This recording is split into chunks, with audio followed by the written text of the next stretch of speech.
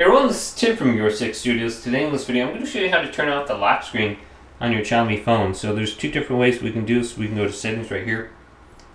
And then let's go down to the passwords and the biometrics, fingerprints, face data, screen lock. Just go to turn off right here. So you might have to enter in something. So let me just do this real quick. So let's just add a lock screen to it right now. Got it. And I can set the pattern. Alright, confirm. Now you just have to, actually I'm going to disable this so I don't need that. So you can see I have a lock screen on here. We can just choose this, draw my pattern. And we just want to go ahead and just turn this off. Right here.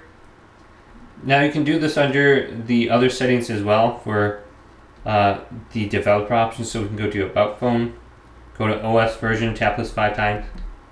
Developer mode's unlocked. Now go to additional settings and go to developer options, and we go to skip screen lock right here. I'll skip that completely so it's no longer on, and it'll go directly to your home screen.